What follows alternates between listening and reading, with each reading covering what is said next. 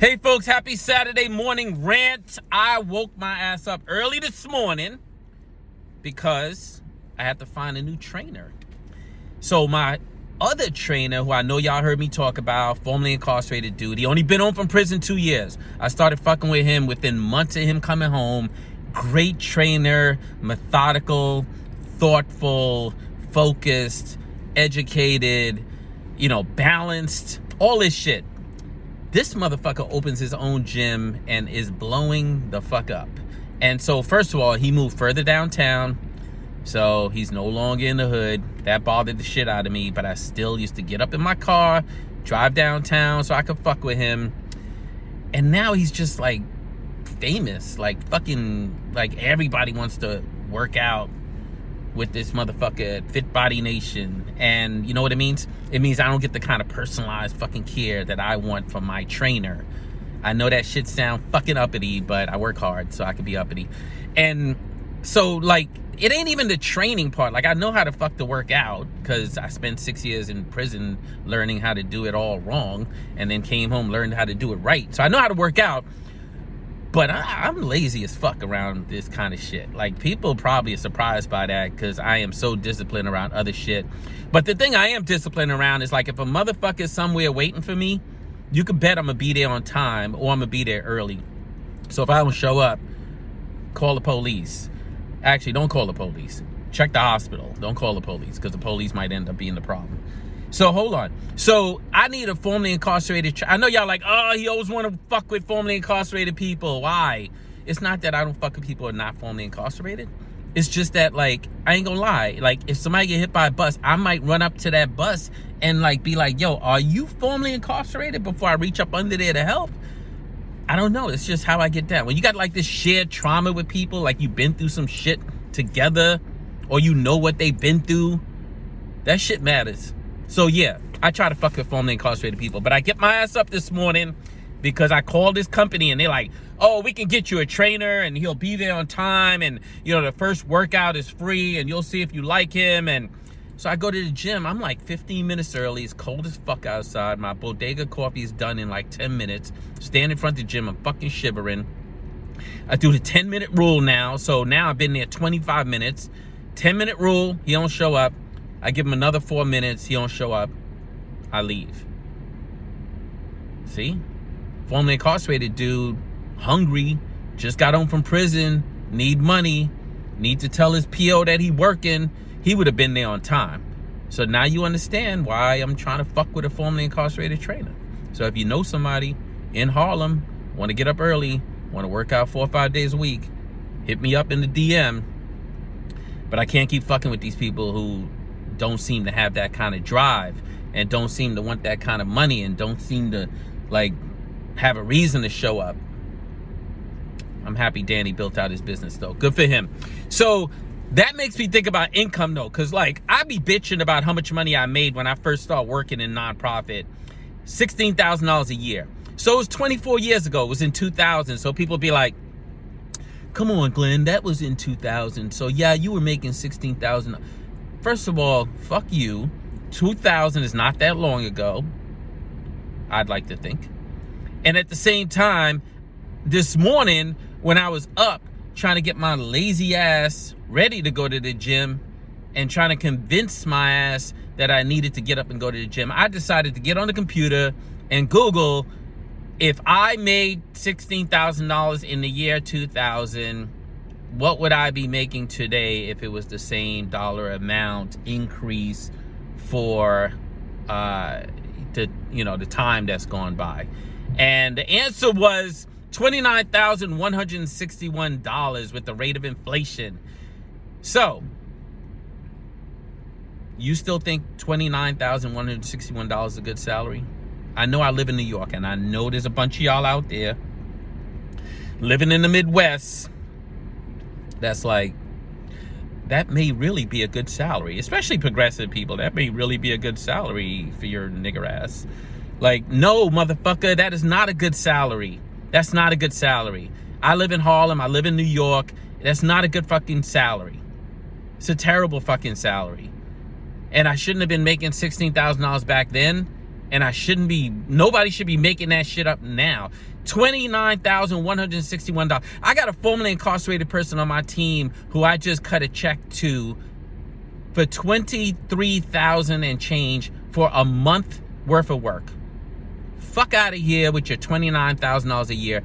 Definitely fuck out of here with your $16,000 a year job in nonprofit. If I was making $29,000 a year, I'd be sticking up jewelry stores on weekend. That shit is fucking crazy. This shit is just crazy. Like, who would pay somebody that? I'd rather have 3 people on my team making really good money than 10 people on my team not making no motherfucking money. If you got talented people, you're supposed to retain them. And then, you know what y'all be doing in the night? This shit is crazy because you're going to think I'm just talking shit about liberals and progressives, and you're going to be like, oh, he's just jaded. No. Like, if you look at the response to the State of the Union address this week, and you see Senator Katie Britt sitting in a fucking kitchen because that's where they think women belong, and God forbid it was Tim Scott, he'd be sitting in a fucking cotton field doing that response to the State of the Union.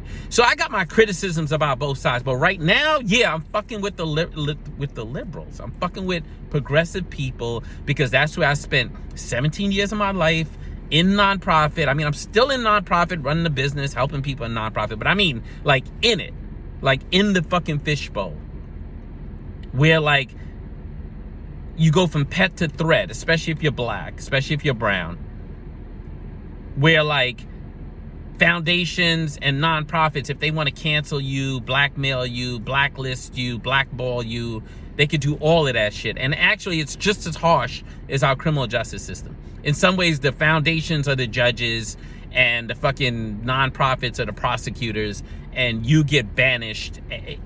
So don't get me started. But let me stay on this salary thing for a minute.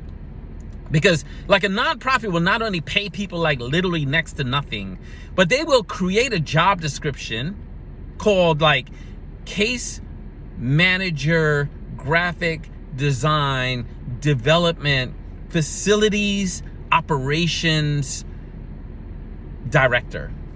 What fuck are you talking about? Like, how the fuck are you going to be looking for a unicorn and then paying? If you're going, I mean, fuck it. If you're going to look for a unicorn, some people are generalists like myself. I'd like to think I've done so many jobs in nonprofit that I could be a bit of a fucking unicorn. But at least pay me like the splendid fucking unicorn that I am. No. Y'all hire a motherfucker and then like a month later be like, well, you know, he's really not as good at graphic design as he said he was. Yeah, you think? Because your job description made no fucking sense in the beginning, and because you're not paying him enough anyway, and he's probably spending half his life driving Uber cars to fucking make enough of a salary to fucking live and to be your nonprofit unicorn. Not that I have an opinion about this shit. Let's talk about what I've been doing lately. So I'm not in nonprofit no more, so people can't tell me who to love, who to hate. People can't tell me who to fuck with, who to not fuck with. People can't indoctrinate me with the way they think about things versus me going out there and learning on my own. People can't put me in a box and act like all formerly incarcerated people are the same. That shit just don't work with me. Like, hello, like, formerly incarcerated people are different, have their own opinions, feel differently about different fucking things. So let me be who the fuck I want to be. So I've been deciding that I can't do the conference thing, right? Like, I get invited to conference, I get invited to speak at conferences, I get invited to be on panels, I get offered resources to do public speaking. Really not as interested in that shit anymore. Not that I don't get that people go to conferences to network. Everybody wants a free trip to Puerto Rico. Everybody wants a free trip to Miami. I get it. Everyone does it. Corporate America. I know y'all hate corporate America, but corporate America does it. Same shit y'all be doing. Call it a conference, but put it in a place where everyone wants to go. And you get to network. So I don't want to discount the importance of networking. You know, your network is your net worth. I know y'all don't like me saying that because that sounds too capitalist. Fuck you. But I don't really like doing those kinds of things anymore. So there's a lot about like what I did for 17 years. And I'll admit, I was doing all that shit. Like, I was playing the fucking role. I was poster child. I don't really do none of that shit no more, but I do what the fuck I want to do. And lately what I've been wanting to do is what Jesus did, which is like go into prisons and see if I could learn from people in prison. I know the Christians out there like, Glenn, Jesus went to prison to help people who were downtrodden. Stop the bullshit, yo. Jesus went to prison to learn from people in prison. The most resilient motherfuckers I ever met are the people I met in prison. The most smart motherfuckers I've met are people in prison. The most strategic motherfuckers I've met are people in prison. The shrewdest motherfuckers I met are people in prison. The most entrepreneurial motherfuckers I've met are people in prison. The most creative motherfuckers I've met are people in prison. So I visit prisons. I visited like 100 prisons in the last 24 years. Probably more if you count jails. So I'm still visiting these prisons and I'm like asking people inside, you know, what they care about. Why? Because you got to be in the deep end of the fucking pool if you want to end mass incarceration. And I know like 20 years ago, the deep end was like formerly incarcerated people finding their way into leadership, getting access to resources. That has gone relatively well. Some of it has been fucked up because some people closest to the problem are the fucking problem. Some of y'all got money, wild out, started being the fucking oppressor yourselves. But for the most part, like we're positioned now to be running organizations, to be in the Ford Foundation, kissing ass for money. Like I get it. Like we got what the fuck we wanted. But that means that now, like, who the fuck is trying to lose the free trips to Puerto Rico? Who's trying to lose the free trips to Miami? Like, formerly incarcerated people also who are in leadership positions in nonprofits have quickly become part of that system, part of the nonprofit industrial complex. Not all of y'all. I noticed some of you, like fucking butterflies in your stomach right now. Like, why the fuck is he saying that? I get that. Not all of y'all. But most of y'all, many of y'all, have decided to become part of the fucking problem by getting way too sort of caught up in this nonprofit shit. In fact, if getting a job in nonprofit is the bar we've set for formerly incarcerated people, we've set the bar way too fucking low. It was just a strategy to get people who were in the deep end of the pool to be in leadership. Guess what though? Y'all ain't no longer in the deep end of the pool, and if you are, you're in a motherfucking yacht. And so you ain't suffering like you was suffering before. But you know who is in the deep end of the pool? People who still locked the fuck up. So who should we be listening to? People who are locked the fuck up. Like that should be our North Star at this point. That's who we should listen to. That's who we should resource. That's who we should position to have a voice. Because why? Who do you think has the most interest in getting out of fucking prison except people in prison? Like getting their liberty. People in prison. Yeah, people in prison and their families and their loved ones and their children. Because all of their hopes, dreams, freedom, everything tied up in the success or failure of people in this criminal justice reform movement. And I would argue that lately we've been fucking failing because the right is fucking just grabbing the narrative and fucking winning even though crime is down. Don't get me going there. I want to talk about going into prisons and talking to people in prison. So I've decided that, look, you've visited all these government-run prisons. You should visit a private prison. I feel like that shit should come with some fucking, like, dun-dun-dun theme music. Because I know some of y'all like, did he just say private prisons? You can't be progressive and even say private prisons. Because that means you love capitalism. That means you love privatization. That means you have a problem. Fuck you. I went into some private prisons. And I talked to people in those prisons. And I'm so angry at myself for listening to y'all for 17 years. I tell you why. One, there's things about private prisons that are actually more fucking humane than government-run prisons. And I know you're like, what the fuck is he talking about? I don't believe people belong in prisons for the most part. But at the same time, stop your bitching ass fucking progressive, fake ass fucking I want to impress a foundation bullshit and recognize that 8% of people in prison is a lot of motherfucking people, and just because you want to hold on to your motherfucking philanthropic income by convincing foundations that you're super progressive man or super progressive woman, whatever superhero you need to be to bring in grant money, that you're fucking ignoring people who are sitting in prison and suffering. Because that was the biggest fucking lesson I learned talking to those dudes. That there's not a lot of people coming into prisons to offer support services to them. That there's not a lot of people from nonprofits coming in to support them. that there's no robust array of programs. And that's crazy, because all the government prisons that I've ever visited, there's tons of people begging to get inside to offer volunteer services. Volunteers get frustrated when they have a hard time getting into those prisons, but not in these private prisons. Why? Because the progressive left is so fucking good at crushing people for not being in line, for not being purists, that even people who work at nonprofits that want to go into private prisons and do work are worried about the scathing wrath of the progressive left that they'll get if people find out they went into a private prison, even though it's the same thing. People lock the fuck up, black, brown, poor, white people who need people from the outside to come in and provide programs, because no prison, private or public, is ever going to provide the robust array of programming that people need to emerge from prison better. And in private prisons, in some ways, you need it more, because y'all motherfuckers are celebrating the passage of the Pell Grants. Great. Some shit I worked on years ago, some shit other people worked on years ago. It took us 2 decades. Got it done. Got it done. Great. Congratulations. Guess what? If you're in a private prison, you're probably there from another state and you're not fucking eligible. Did y'all think about that shit when y'all was changing the law, changing the policy? No, my point is this. You ain't got to love a motherfucking private prison to be like, yo, there's people in there suffering, and we shouldn't try to crush and scare the fuck out of volunteers who want to go into those prisons and offer support. But I know who y'all are.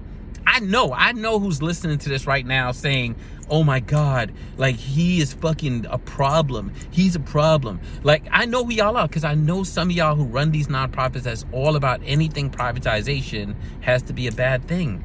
And I guess I would ask you the same thing. Have you ever gone into a private prison to talk to people who are locked up? Or did you just quit your corporate job to come into the nonprofit space because your ego gets fed so well by your ability to scream and shout and say, I'm super progressive, man. I'm super progressive. Or whatever fucking hero you need to be able to bring in a shit ton of money, to be on TV, to be on stage, to hang out with celebrities, to hang out with entertainers, to go to football games, to be in the box, showing how progressive you can be. I get all that shit. I get it.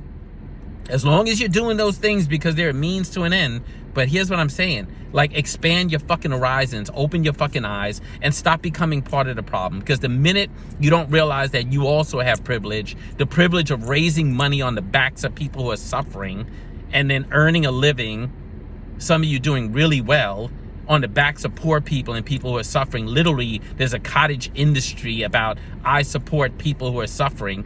The minute you become the fucking oppressor, the minute you don't recognize your privilege, you're adding to the problem. In fact, you are the fucking problem. So that's what I've learned. I didn't ask to learn this shit. I'm not gonna lie, I didn't fucking ask to be on this side of the fucking game, but here I am. And I get to do things the way I want to do it, and I'm learning some shit. The first thing I'm learning is, like, a lot of y'all motherfuckers are liars. But at least y'all all got the same fucking lie, but I'm not willing to tell it anymore. So, keep engaging your soft racism. Keep doing what you do. I'm gonna keep doing what I do. I still gotta go work out. This motherfucker ain't show up. Gotta go to the fucking dirty ass gym in my basement. But I'm gonna do it. And I got all this shit off my chest this morning through my Saturday morning rant. So that means I'm gonna have a great fucking weekend. I hope each of y'all have a great weekend. Don't let nobody steal your rainbow, and I'll see you next week. Peace.